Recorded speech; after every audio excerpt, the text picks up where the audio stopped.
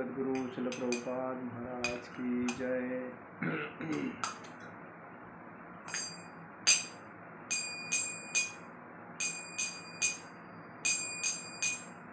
जय राधा माधव कुंज विहारी, जय राधा माधव कुंज विहारी।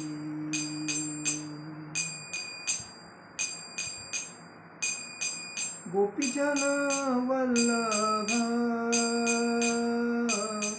गिरिवरधारी,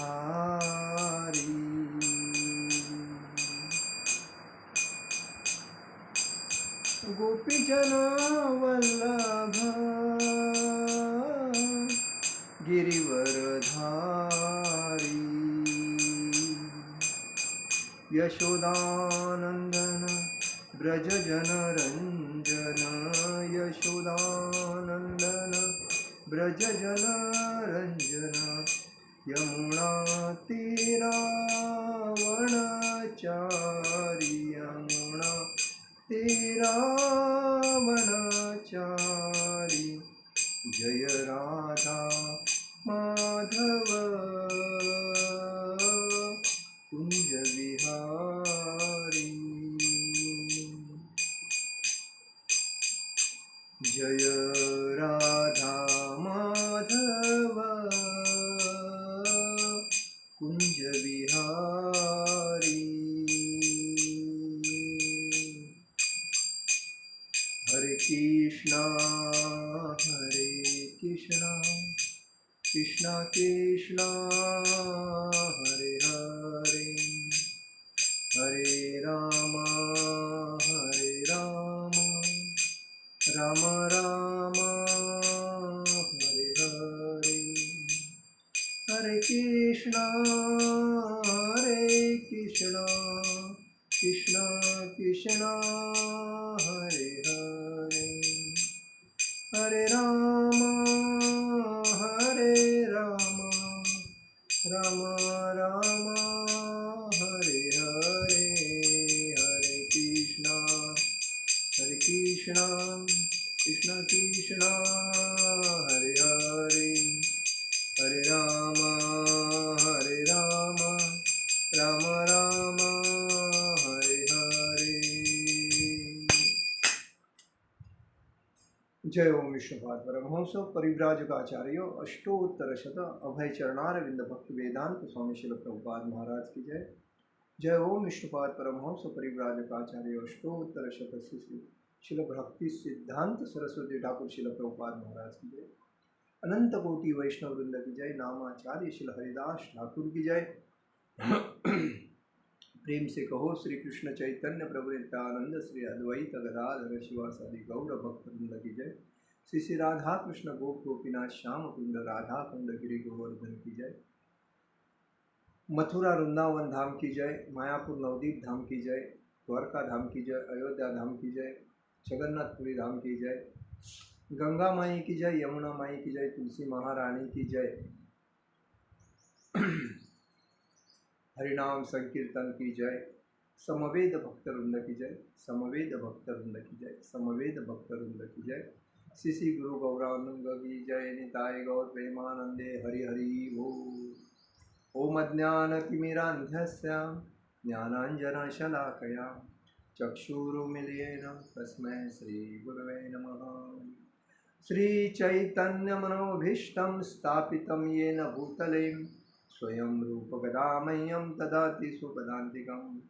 वन्देऽहं श्रीगुरु श्रीयुतपदकमलं श्रीगुरुवैष्णवांच श्रीरूपं साग्रजातं सहगण रघुनाथामतं तं सजीवं साद्वैतं सावधूतं परिजनसहितं कृष्णचैतन्यदेव श्रीराधा कृष्णपादान् सहगण ललिता श्रीविशाखान्वितांच। हे कृष्ण करुणा सिंधु दीनबंधु जगत्पते गोपेश गोपिका कांत राधा कांत नमोस्तुते। तप्त कांचन गौरांगी राधे वृंदावनेश्वरी विश्वानुसुते देवी प्रणमामि हरिप्रिये। गुरुवे गौरचंद्राय राधिकाय तदालये कृष्णाय कृष्णभक्ताय तद्भक्ताय नमो नमः। ओम नमो भगवते वासुदेवाय। ओम नमो भगवते वासुदेवाय। ओम नमो भगवते वासुदेवाय। आज हम लोग भगवान जगन्नाथ, सुभद्रा, बलदेव, इनके ऊपर शाही स्नान, जो अभी पूर्णिमा गई, स्नान पूर्णिमा, उसी के ऊपर चर्चा करेंगे। जगन्नाथपुरी के जो मौल्यवान वैशिष्ट है उसके बारे में चर्चा करेंगे। शाही स्नान क्या है? भगवान जगन्नाथ ये जो स्नान करते हैं उसके बाद बीमार पड़ते हैं, उनको काढ़ा दिया जाता है, डेली चेकअप किया जाता है। ये क्या वैशिष्ट है भगवान? क्योंकि ये जग के नाथ है, जगन्नाथ, सबके प्यारे जगन्नाथ। जगन्नाथ इसलिए कहा गया है बलदेव सुभद्राभ्या जगन्नाथाय ते नमः।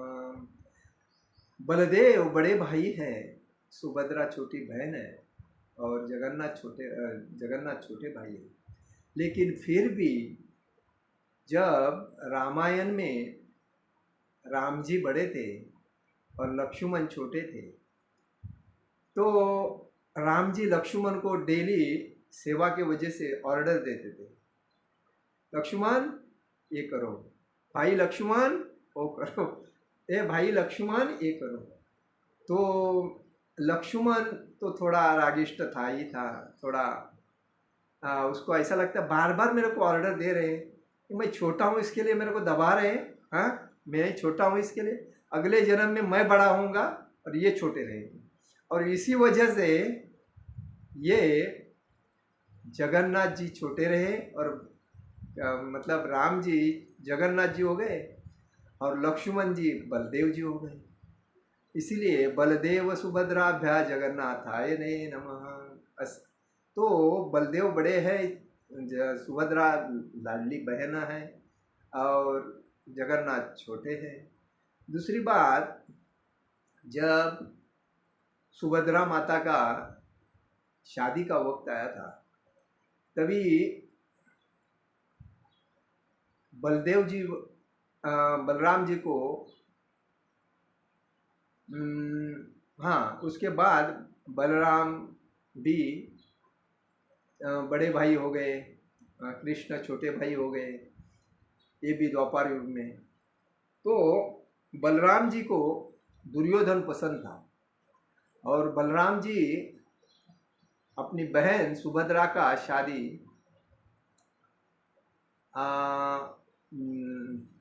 दुर्योधन से करना चाहते थे, क्योंकि दुर्योधन उनका शिष्य था। लेकिन भगवान कृष्ण ने कहा, क्योंकि भगवान कृष्ण का भक्त तो अर्जुन थे और अर्जुन के ऊपर भगवान तो बौछार करते थे प्रेम, और वही अर्जुन तो भगवान के सिवा हिलता ही नहीं था, जिधर भगवान उधर अर्जुन। इसलिए जिसके घर में अगर भगवान कृष्ण और अर्जुन का अगर फोटो रहता है, उसके जीवन में उन्नति होती ही होती है और कभी अपयश नहीं आता है, क्योंकि ये जोड़ी ऐसी है। तो नर नारायण, तो कहने का मतलब भगवान कृष्ण ने बलराम जी से कहा, देखो दुर्योधन आपका शिष्य है, मैं मानता हूँ, लेकिन सुभद्रा उससे पसंद नहीं करती, तो आप जबरदस्ती मत करो। नहीं नहीं, दुर्योधन अच्छा है, शक्तिशाली है, राजा है और सुभद्रा खुश रहेगी। तो भगवान श्री कृष्ण ने एक आइडिया निकाली, अर्जुन को कहा, अर्जुन तुम एक काम करो, सुभद्रा को भगा के लेके जाओ भगा के लेके जाओ, बाद में मैं संभालता हूँ।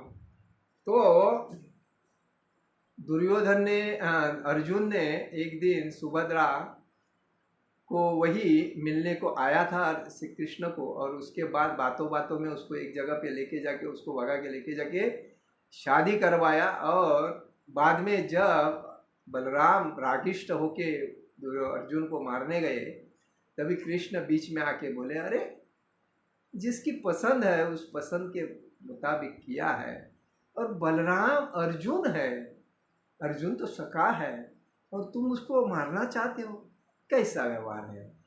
भगवान कृष्ण क्या नहीं कर सकते, जिसको बचा सकते उसको कोई मार नहीं सकता, और जिसको मारना चाहते हैं उसको कोई बचा नहीं सकता। कृष्ण हमारे हृदय में रहते हैं, भक्त के हृदय में रहते हैं हर हमेशा, क्योंकि वो भक्त को बहुत प्रसन्न करते हैं, भक्त भगवान को प्रसन्न करते हैं। तो हमेशा शुद्ध भक्त के हृदय में भगवान श्री कृष्ण का वास रहता है। तो कहने का मतलब है, तो यही बात है कि जगन्नाथपुरी में जगन्नाथ सुभद्रा बलदेव जी हमेशा वहाँ भाई बहन है, भाई बहन का नाता ही वैसा होना चाहिए।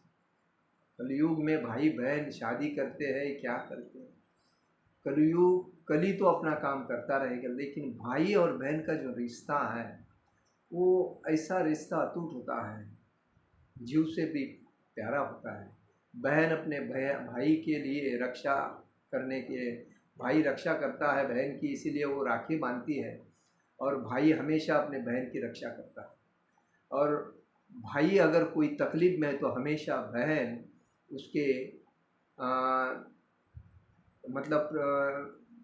उसके लिए दुआएं करती है, उसके उन्नति के लिए।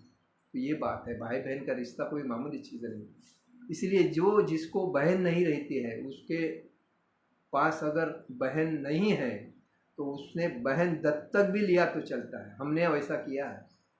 तो दत्तक लेना भी सही है, क्योंकि जब बहन का रिश्ता ही ऐसा है, भाई के ऊपर बहुत प्रेम करती है बहन। तो कहने का मतलब है, स्नान पूर्णिमा कहते हैं, कभी स्नान यात्रा भी कहते हैं, स्नान महोत्सव भी कहते हैं। तो जगन्नाथ भगवान विष्णु के अवतार हैं और वही श्री कृष्ण है। एक दिन भगवान कृष्ण द्वारका में थे, कृष्ण बलराम और रुक्मिणी माता सब द्वारका में थे, गोपियाँ द्वारका में थे।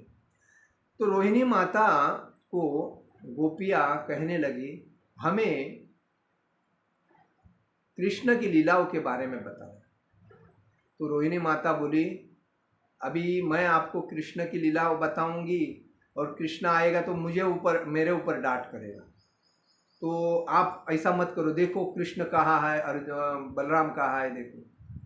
तो उसके बाद में गोपियाँ बोली, कृष्ण सोए है, अर्जुन भी सोए है, वो तकलीफ नहीं देंगे, तो आप हमें रोहिणी माता से बोले, आप हमें कृष्ण की लीला बताएं। तो रोहिणी माता भगवान कृष्ण की लीलाएं बताने गोपियों को बता रही थी। गोपियाँ कृष्ण की लीलाएं इतने सुनने में गर्क हो गई थी कि उनको पता ही नहीं है कि कृष्ण और बलराम आके उधर उनकी कथा सुन रहे हैं। तो भगवान कृष्ण आके चुपचाप बैठ के आराम से वही सुन रहे हैं अपनी कथा, कैसी रोहिणी माता उनको बता रही है कृष्ण लीलाएं। तो उसी पहले द्वारका में भगवान थे, तो भगवान बीमार थे और बीमार के वजह से एकदम हाथ वगैरह सूख गए। तो एकदम बीमार होने के बाद उनके हाथ ऐसे लगने लगे, मुंह ऐसा, हाथ, और एकदम। तो नारद मुनि वहां से जा रहे थे और नारद मुनि ने देखा, अरे भगवान का ये रूप, अद्भुत रूप है भगवान, यह आपका रूप तो भक्तों के लिए एकदम अतिशय उत्तम रहेगा, और यही रूप भक्तों को पूजा के लायक है, उत्तम रूप है आपका। तो नारद मुनि ने जब देखा तो भगवान ऐसे रूप में थे, तभी जगन्नाथ सुभद्रा बलदेव का वही रूप है जो अभी हम लोग देखते हैं। तो द्वारका में भगवान बीमार थे, तभी वैसा रूप भगवान ने लिया था। नारद जी ने बोला कि ये रूप भक्तों को बहुत पसंद आएगा, तो इसी रूप में आप। तो उसके बाद भगवान उसी रूप में भक्तों की कामनाएं प्रसन्न करते, जगन्नाथ सुभद्रा बलदेव बन की। तो कहने का मतलब है, भाई बलभद्र बहन देवी सुभद्रा के साथ प्रसिद्ध जगन्नाथ भगवान हैं। आदि गुरु शंकराचार्य कहते हैं कि प्रत्येक हिंदू को 4 धाम की यात्रा हमेशा करनी चाहिए। भगवान जगन्नाथपुरी में क्या करते हैं? जगन्नाथपुरी, बद्रीनाथ, द्वारका, रामेश्वरम, ये जो श्री क्षेत्र, पुरुषोत्तम क्षेत्र जो है वो जगन्नाथपुरी है। और उसके बाद बद्रीनाथ है, उसके बाद द्वारका है, और उसके बाद रामेश्वरम है। भगवान बद्रीनाथ में स्नान करते हैं। भगवान बद्रीनाथ में क्या करते हैं? स्नान करते हैं।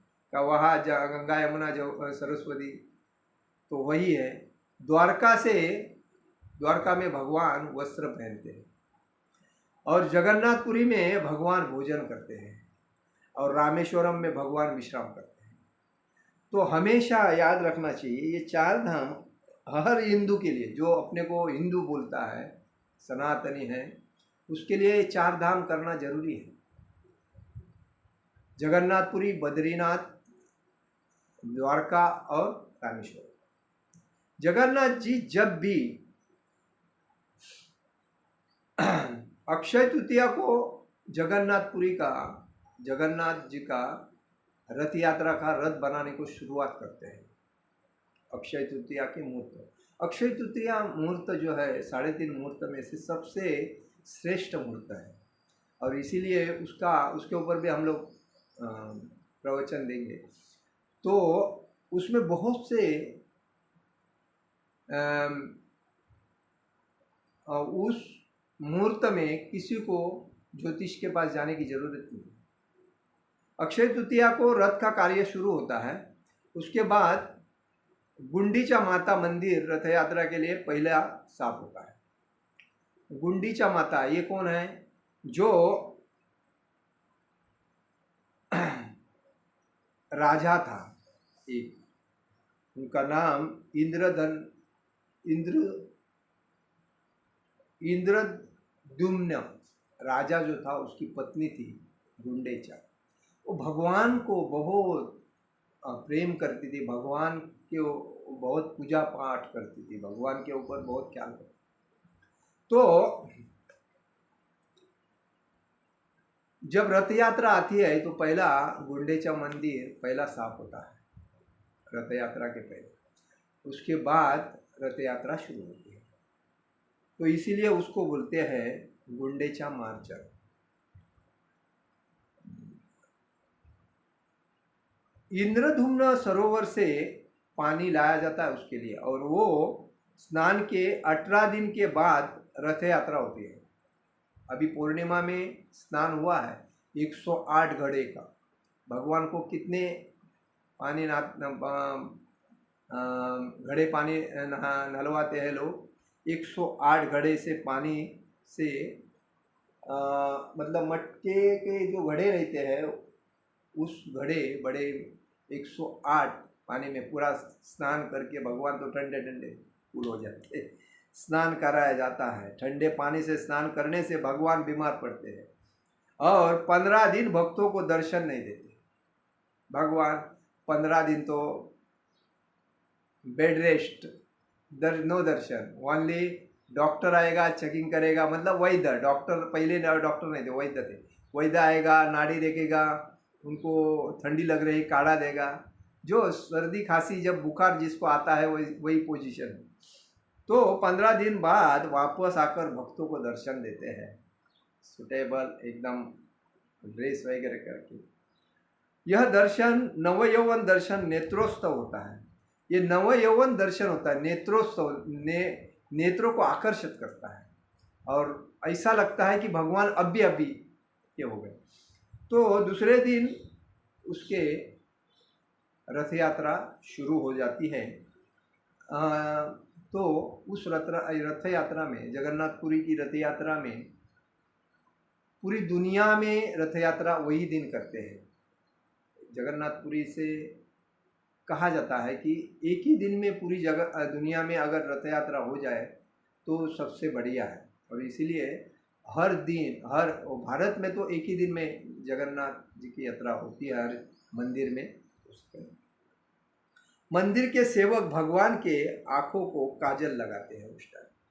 भगवान के आँख सबसे बड़े हैं क्योंकि वो सब देखते हैं। उसके बाद चंदन सिंदूर का तिलक लगाते हैं भगवान जगन्नाथ और बाद में भगवान दर्शन देने के लिए तैयार हो जाते हैं। देखिए आँखों में कितना भगवान का काजल वगैरह रहता है। वो बात, भगवान धीमी गति से चलते हैं उसी दिन। कभी कभी लोग जगन्नाथ जी को उठाने के लिए जाते हैं तो जगन्नाथ जी का वजन भी बढ़ जाता है, तो जगन्नाथ को आहिस्ता उठाते हैं। पिछले साल जगन्नाथपुरी में बलदेव जी थोड़ा फिसल गए, लेकिन लोगों ने उसको संभाल के वापस रथ में रख दिया। तो वजन होता है, लेकिन ऐट में चलते भगवान भी ऐसे। मजा आती है उस दिन, सब भक्त आनंद बौछार करते हैं क्योंकि भगवान है। तो यह मंदिर 4 लाख वर्ग फुट में बनाया है। इसकी ऊंचाई 214 फुट है। जगन्नाथ मंदिर का ये 4 लाख वर्ग फुट में है। इस मंदिर की परछाई किसी ने नहीं देखी। वैशिष्ट मंदिर का, जगन्नाथपुरी मंदिर का, किसी को उसकी परछाई मतलब सावली की अभी दिखती नहीं। सूर्य के किरणें मंदिर से टकरा कर मंदिर पर ही परछाई बनाते हैं। मतलब वो जैसा कि हम लोग 12 बजे सूर्य के नीचे खड़े रहते हैं तो हमारी सावली जो है, परछाई है, हमारे पैर के नीचे रहती है, आजू बाजू रहती, वैसा ही भगवान की जो मतलब परछाई है वो उसी मंदिर के ऊपर रहती है, जमीन पर नहीं पड़ती है। मतलब कितनी वैशिष्ट है जगन्नाथपुरी मंदिर का। मंदिर के शिखर पर लगा झंडा हमेशा हवा के विपरीत दिशा में पहरता है। मतलब उसके विरोध दिशा में ही, जिधर से हवा आती है उसके विरोध दिशा में ही वो लहराता है।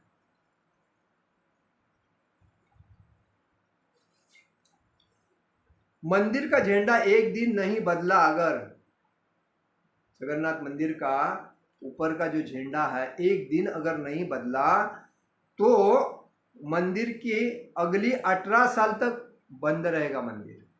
ये वैशिष्ट है। इसीलिए देखिए जो भक्त है झंडा बदलने वाले, वो कंटिन्यूटी बदलते रहते हैं। 18 साल तक अगर नहीं झंडा बदला तो 18 साल तक बंद रहेगा मंदिर। मंदिर का सुदर्शन चक्र पुरी के किसी भी कोने से देखने से हमेशा आपकी तरफ ही दिखेगा। किसी भी कोने से देखो ऐसा लगेगा अरे मेरी तरफ ही है। विचित्र, अद्भुत है ये सब। यहाँ पुजारी जब प्रसाद बनाते हैं तो बर्तन जो है 7 एक के ऊपर एक ऐसे 7 बर्तन रख के चूल्हा जलाते हैं, लेकिन एक दूसरे के ऊपर रखकर लकड़ी की आग में पकाते हैं। सबसे जो ऊपर रहता है बर्तन, उसमें जो चावल है, दाल है या जो भी है, वो पहला पकता है, सबसे पहला पकता है ऊपर के बर्तन का, और बाद में उसी बेसिस पे नीचे नीचे आके पकता है।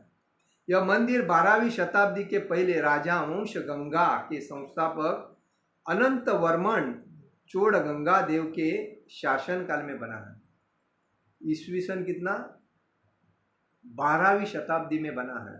किसके काल में? राजवंश गंगा अनंत वर्मन चोड़ गंगा देव के शासन में बना है। यह मंदिर राजा इंद्रदुम्न ने बनवाया था। उसके पिता भारत माता सुमति थी, उनके पिता भारत माता की सुमति थी। राजा इंद्रधुम्न के सपने में आकर जगन्नाथ जी ने दर्शन दिया और उन्हें कहा कि नीलांचल पर्वत में जो गुम्फा है उस गुम्फा में मैं हूँ, मुझे वहाँ से यहाँ ला के प्रतिष्ठित स्थापना कर दो।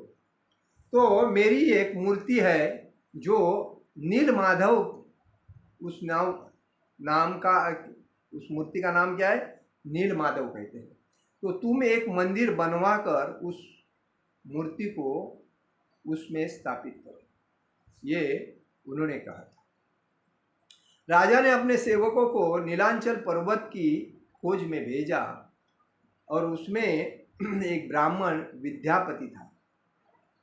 उसने सुना था कि सबर कबीले लोग नीलमाधव की पूजा करते हैं। पहले लोग कौन पूजा करते थे? सबर कबीले लोग नीलमाधव की पूजा वहाँ करते थे। उन्होंने अपने देवता जगन्नाथ की मूर्ति को नीलांचल पर्वत की गुम्फा में छुपा रखा था। उसका उपासक सबर कबीले का मुखिया विश्ववस्तु ने मूर्ति को गुम्फा में छुपाया था। देखिए, मतलब नीलमाधव की जो मूर्ति थी उसको गुम्फा में सबर कबीले का मुखिया विश्ववसु ने मूर्ति को वहाँ छुपाया था। चतुर विद्यापति ने मुखिया विश्ववसु की बेटी से विवाह किया। तो अभी चतुर विश्ववसु के पास जाएगा कैसे? उसके पास कोई आसरा नहीं। तो चतुर विद्यापति ने मुखिया विश्ववसु की जो बेटी थी उससे शादी किया। अभी शादी करने के बाद तो बेटी के साथ तो उसके घर में जा सकते हैं, और इसी वजह से उन्होंने उसको शादी करके उसके साथ नीलांचल में जाने लगे। तो चतुर विद्यापति ने मुखिया के विश्ववसु की बेटी से विवाह किया। तभी वह अपनी पत्नी के साथ नीलमाधव के गुम्फा तक पहुंच गए। उसने मूर्ति को चुरा लिया उसके बाद और राजा को लाकर दिया।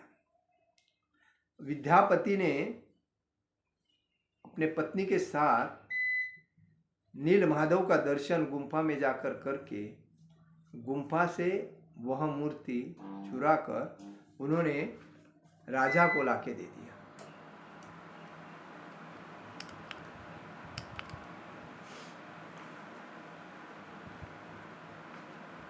यह विश्ववसु मूर्ति चोरी होने से बहुत दुखी हुआ, नाराज हुआ।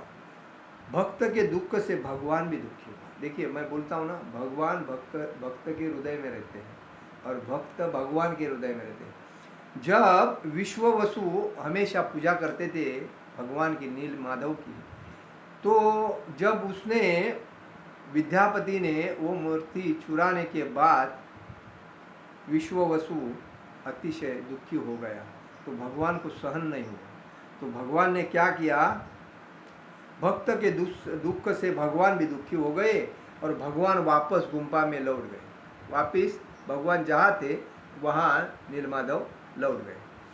लेकिन राजा से वादा किया था वो एक दिन इस विशाल मंदिर बनाने के बाद वापस आएंगे। लेकिन भगवान ने राजा से वादा किया था कि आप विशाल मंदिर बनाओगे तो मैं आऊँगा।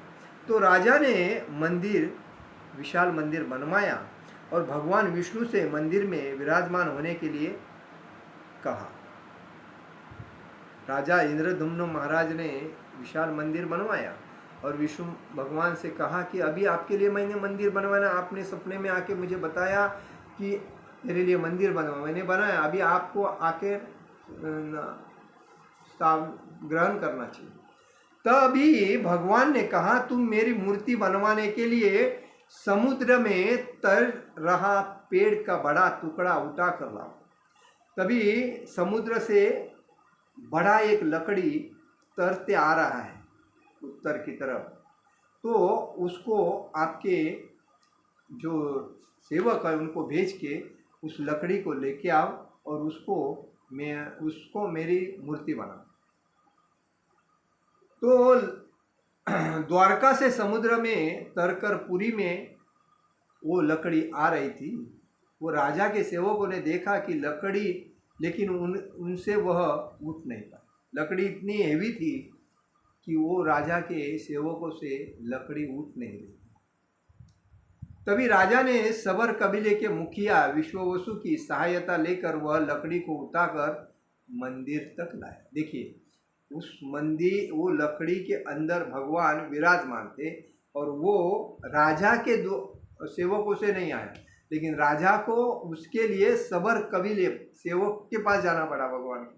और सेवक ने अपने सेवकों के साथ वो समुद्र की जो द्वारका से जगन्नाथपुरी की तरफ जो लकड़ी बहती आ रही थी, उस लकड़े को लेके, पेड़ के लकड़े को लेके, बड़ा लकड़ा था, कोई मामूली चीज़ नहीं था, उसको लेके आके जगन्नाथपुरी में रखा। उसके बाद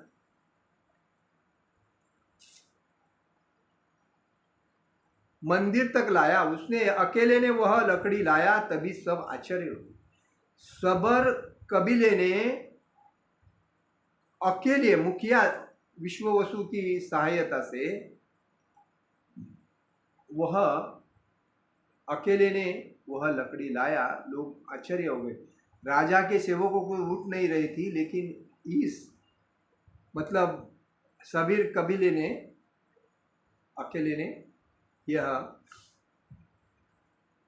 मुखिया विश्ववसु की सहायता से उसने अकेले लाया।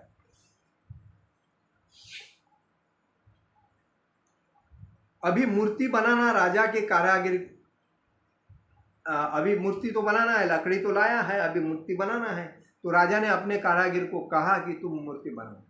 राजा के कारागिर को उसमें चीनी नहीं चल रही थी, हथौड़ी नहीं चल रही थी, इतनी मजबूत लकड़ी थी।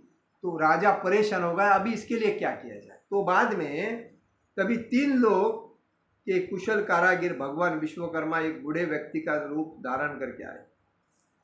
तो राजा के कारागिर को नहीं हो रहा था, तो भगवान अपना रूप विश्वकर्मा का रूप लेके, बूढ़ा व्यक्ति का रूप लेके वहाँ आए और उन्होंने राजा को कहा मूर्ति मैं बनाता हूँ। इसने कहा,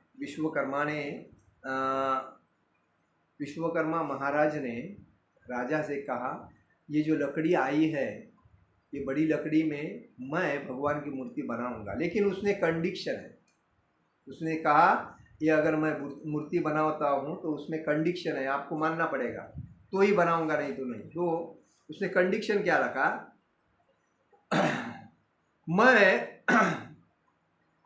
ये एक शर्त है कि वह 21 दिन में मूर्ति बनाएंगे, मैं 21 दिन के अंदर मूर्ति बनाऊंगा, अकेले में बनाऊंगा, कोई भी उसको मूर्ति बनाते नहीं देख सकता।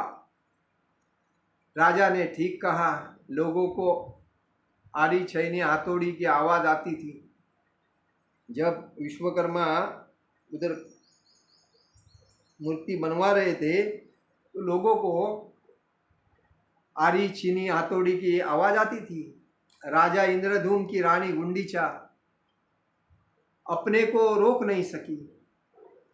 उसने कहा बूढ़ा व्यक्ति है, उसका अगर कुछ हो जाएगा तो कौन जवाबदार है। तो अभी छीनी का आवाज़ नहीं आ रहा है, हथौड़ी का आवाज़ नहीं आया, आरी का आवाज़ नहीं आ रहा है, क्या हुआ है। तो ये टेंशन में आ गई रानी गुंडीचा रानी। उसने अपने पति इंद्रधुम्न महाराज को कहा, देखो वो बूढ़ा व्यक्ति है, अंदर अगर बीमार होगा या क्या हुआ किसको पता। लेकिन गुंडीचा इंद्रधुम्न महाराज ने कहा, देखो उसने कहा 21 दिन तक कोई ना उसको टच करेगा, ना कोई देखेगा, ना कोई बात करेगा। तो अगर डिस्टर्ब हो जाएगा उसको तो वो छोड़ के निकल जाएगा, वो बोलेगा ही नहीं, जैसा है उतना ही रहेगा।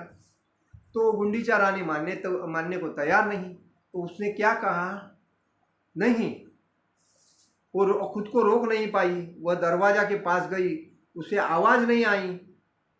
उसने दरवाजे को कान लगाया, फिर भी आवाज़ नहीं आए। वह घबरा गई, उसे लगा बूढ़ा कारागिर मर गया।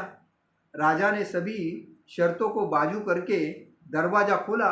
जैसे ही दरवाजा खोला, बूढ़ा व्यक्ति गायब हो गया, क्योंकि उसने कंडीशन डाला था कि जब तक मैं अकेले में रहूंगा और करूंगा, मुझे डिस्टर्ब कोई करना नहीं चाहिए, और जिस टाइम डिस्टर्ब हो जाएगा मैं निकल जाऊंगा। तो वो तो भगवान का रूप था, भगवान विश्वकर्मा के रूप में आके अपनी मूर्ति बनवा रहे थे खुद। और जो गुंडीचा रानी ने जब दरवाजा खोला और जब देखा तो विश्वकर्मा जी चले गए, और जैसा बनाया था उसी पोजीशन में जगन्नाथ सुभद्रा बलदेव को राजा ने देखा। आधा अधूरा, भगवान के हाथ अधूरे हैं, अभी क्या किया जाए। सुभद्रा ऐसी है, जगन्नाथ बलदेव का ऐसे हाथ अधूरे, तो अभी क्या किया जाए। उसके बाद में 3 अधूरी मूर्तियां मिली। भगवान नीला माधव बलदेव छोटे हाथ बने थे, सुभद्रा के हाथ पांव नहीं थे। राजा ने ईश्वर इच्छा समझकर वही मूर्ति जगन्नाथ सुभद्रा बलदेव की मंदिर में स्थापित कर दी। तो इसी वजह से जगन्नाथ सुभद्रा बलदेव जी के जो मूर्ति है तो ऐसे है। और ये मूर्ति द्वापर में नारद मुनि ने कहा था, भगवान में द्वारका में नारद मुनि ने भगवान से कहा, भगवान आपकी ये मूर्ति तो बहुत सही है, आपका बीमारी होना भक्तों के लिए अच्छी बात है, तभी तो ये रूप है। तो वही रूप अभी हम लोग जगन्नाथ सुभद्रा बलदेव के रूप में पूजते हैं। तो मंदिर के ऊपर से कोई पक्षी नहीं उड़ता है, कोई भी विमान मंदिर के कलश के ऊपर से नहीं जाता है। देखिए वह विशिष्ट क्या है, वैशिष्ट। मंदिर के बाहर समुद्र का आवाज आता है, अभी समुद्र लंबा गया है लेकिन आवाज आता है। लेकिन मंदिर के अंदर जब पैर रखते हैं तभी आवाज आना बंद हो जाता है। यह 3 ही मूर्ति काष्ठ की बनी है, जगन्नाथ सुभद्रा बलदेव। 12 साल में एक बार प्रतिमा का नवकलेवरम मूर्तियां नहीं बनवाई जाती है। 12 साल में जगन्नाथ सुभद्रा बलदेव की पूरी जगन्नाथपुरी की लाइट बंद करने के बाद जो भगवान का ये जो विग्रह बनवाते हैं तो उसके आँखों को पट्टी बांधकर पूर्णतः वो 12 साल के बाद बंदी किया जाता है। भगवान रथ पर सवार होकर अपनी मौसी रानी गुंडीचा के घर जाते हैं रथ यात्रा के दिन, और 5 किलोमीटर का वो सफ़र है। उस दिन पूरी दुनिया से रथ यात्रा के लिए, जगन्नाथ जी के रथ यात्रा का रथ खींचने के लिए दुनिया से लोग आते हैं। तो परम भक्त इंद्रधुम्न की पत्नी मौसी गुंडीचा मौसी, उसके दिन यहाँ भगवान 8 दिन रहते हैं, और 8 दिन से भी ज़्यादा रहने वाले थे, लेकिन लक्ष्मी माता आती है उनको डांटने के लिए। अभी तक आप इधर हैं, 8 दिन हो गए, क्यों नहीं चले। उसके बाद भगवान जाते हैं। तो और हर पत्नी अपने पति के ऊपर तो हक जताती है। पत्नी जब मायके जाती है तो पति भी अपने पत्नी के ऊपर हक बताता है, अरे कितने दिन हो गए आई नहीं है, मैं अकेला हूँ, खाना पीना का बंदोबस्त नहीं। तो जब भगवान जगन्नाथ जी जाते हैं तभी लक्ष्मी आती है उनको चूस लेकर एकदम बनाकर, चलो चलो अभी तो 8 दिन तक रहते हैं भगवान इधर गुंडीचा मौसी के पास। भगवान जगन्नाथ का रथ जो है उसका नाम है नंदी घोष। सुभद्रा का रथ जो है उसका नाम है दर्पदलन, और जो बलदेव का जो रथ है उसका नाम है तल ध्वज। वैसे और एक हनुमान जी जो है उधर बांध के रखे हैं बलदेव ने, जगन्नाथ जी ने, क्योंकि जब सूर्य देव जगन्नाथ जी सुभद्रा बलदेव जी का दर्शन करने आए थे तो हनुमान जी बार बार दर्शन करने को आते थे, तो समुद्र अंदर तक आ जाता था, तो बाद में तकलीफ हो जाती थी। तो हनुमान जी को समुद्र अंदर नहीं, समुद्र का पानी अंदर नहीं आना चाहिए, इसीलिए उधर संरक्षण करने के लिए रखा है। लेकिन जब देवता दर्शन करने को आते थे तो हनुमान जी भी उधर से बार बार दर्शन करने को आते थे, इसलिए उस हनुमान जी को वहाँ बांध के रखा है, क्योंकि हनुमान जी बार बार नहीं आने चाहिए, समुद्र का पानी रोक कर रखना चाहिए। तो हनुमान जी मंदिर है, उन्हें बेड़ी से बांध कर रखे हैं समुद्र से संरक्षण करने के लिए। हनुमान भगवान का दर्शन करने जाते थे तो समुद्र भी दर्शन करने आता था, इसीलिए संरक्षण करने के लिए हनुमान जी का उधर हनुमान जी को बांध के रखा है। 5 पांडव भी मंदिर में दर्शन करने के लिए आए थे, वहाँ स्थान है। 5 पांडव भी उस टाइम भगवान का दर्शन करने के लिए आए थे, उसका भी वहाँ स्थान है। और चैतन्य महाप्रभु भी वहाँ 18 साल तक पूरा जगन्नाथपुरी में भगवान का दर्शन करके भक्ति का प्रचार कर रहे थे।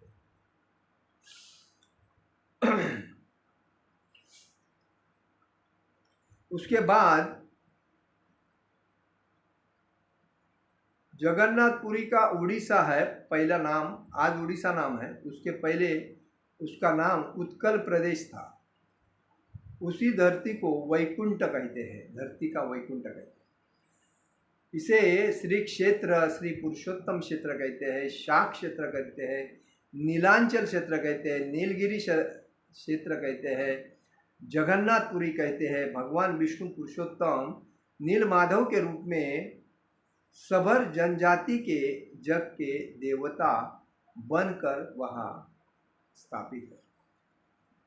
तो जगन्नाथ जी रथ यात्रा महामहोत्सव इसी को कहते हैं, और इसी वजह से जगन्नाथ स्नान यात्रा, जगन्नाथ स्नान पूर्णिमा और जगन्नाथ रथ यात्रा की आप सभी को हार्दिक हार्दिक मनपूर्वक शुभेच्छा। आप भी अपने घर में जगन्नाथ सुभद्रा बलदेव जी का विग्रह लाकर उनकी पूजा करो। देखिए, उनकी पूजा करने से आपके घर में घर, धन, दौलत बहुत कुछ आता है, क्योंकि भगवान को खाने की बहुत इच्छा है, भर पेट खाना चाहते हो, कोई कमी नहीं रहती है घर में। तो ये बात है, अरेंजमेंट तो वही करते हैं। तो इसीलिए हमें बाकी किसी की पूजा के लिए विग्रह नहीं लाने चाहिए देवताओं के। जगन्नाथ सुभद्रा बलदेव के विग्रह अगर हमारे घर में हैं तो उनकी प्रतिष्ठापना करके हमें भक्ति से पूजा। जय जगन्नाथ, जय जगन्नाथ, जय जगन्नाथ, जय जगन्नाथ, जय सुभद्रा, जय सुभद्रा, जय बलदेव, जय जगन्नाथ, जय जगन्नाथ। जगन्नाथ स्वामी नयन पथगामी, नयन पथगामी भव तुम्हें। जय जगन्नाथ, जय सुभद्रा, जय बलदेव, जय जगन्नाथ। जगन्नाथ सुभद्रा बलदेव ये जग के दाता है और वही सब कुछ करते हैं, इसलिए जगन्नाथ सुभद्रा बलदेव अपने घर में स्थापित करना चाहिए और उनकी सेवा भक्ति करते रहना चाहिए। हरे कृष्णा कृष्ण कृष्ण हरे हरे, हरे राम राम राम हरे हरे। जगत गुरु शिल प्रभुपाद महाराज की जय। परम पूज्य लोकनाथ स्वामी महाराज की जय। निताई गौर प्रेमानंदे हरि हरि बोल।